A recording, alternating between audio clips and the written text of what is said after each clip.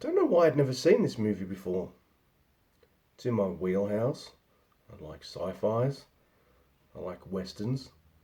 I like mashups of the two. Uh, Sean Connery's fine as an actor.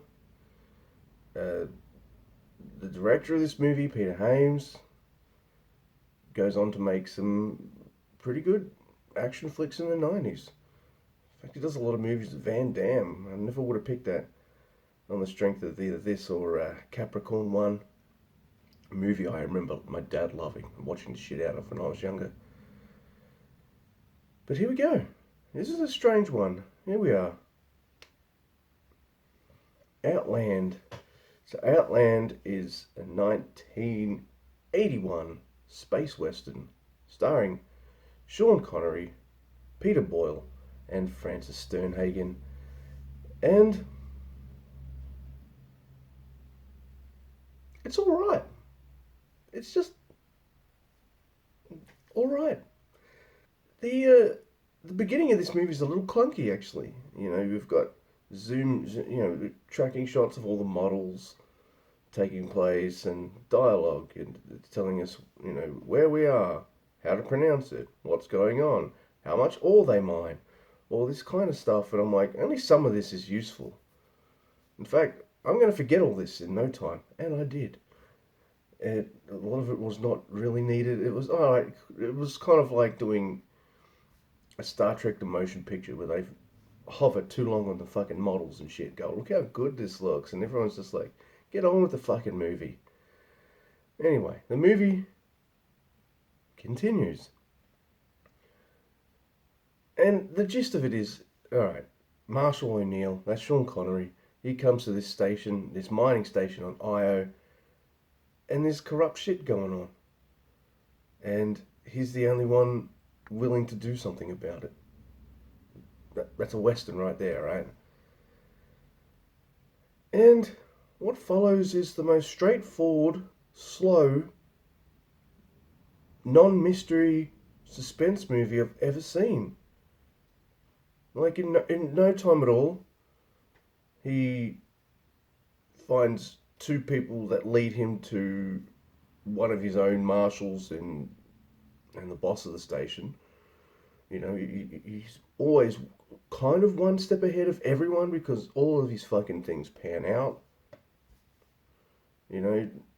There's no real kind of mystery to it. It's just like, oh, you want the mystery? Here it is. Here's what's happening. Okay, then why is it taking 40 minutes for it to all unfold? It's an hour and 49 minutes, this movie, by the way. I reckon they could have, well, an hour and 20, this would be a nice tight movie, I think. Instead, it's really slow. And the only character that really lightens things up is Frances Sternhagen's Marion Lazarus. She's the best character in the movie. In fact, I wish she was in more of the movie, most of the movie. Peter Boyle's fine, yeah. The acting and performances are fine, they're good. There's nothing wrong with them. The movie looks good too. It's just got a really bad sense of timing, and they get little details wrong. Like every time there's fucking spacewalking and shit, they're moving at a normal pace. I'm like, uh, uh, it's 81. People have been to space now. So instead of going do do do do do do do do, you're like mm mm mm, spacewalking and shit. People just fall down stuff in space. What? How, how do you, maybe some of it's the gravity on Io or something like that, but they seem to be walking normal all the time. It just felt a bit weird to me. Yeah, and that's the movie. Like,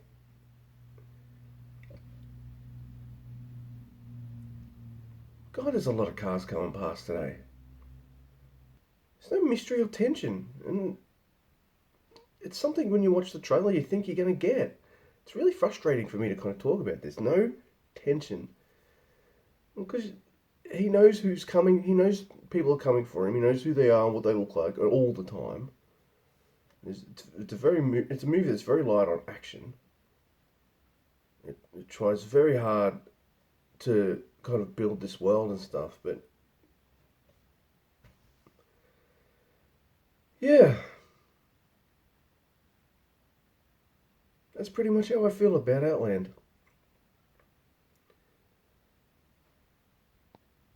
I mean, I needed breaks. Not breaks as in like it's a shitty Bruce Willis movie or anything like that, but I needed breaks. I'm just like I'm kind of bored. I might need a rest for a little bit, and that's what I do. That's not good, man.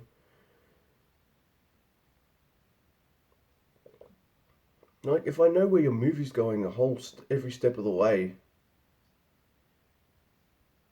that sucks. It's not that fun. Like I knew who the traitor would be, uh, all this kind of stuff. I knew this person would help him. I knew, and pretty much all the stuff you know is because it spells everything out for you the entire time.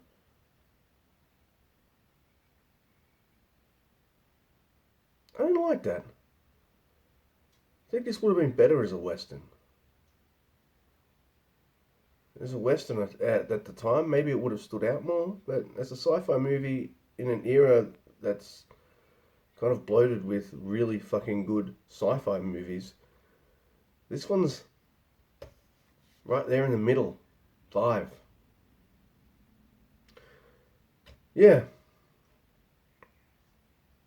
could have been better. It wasn't.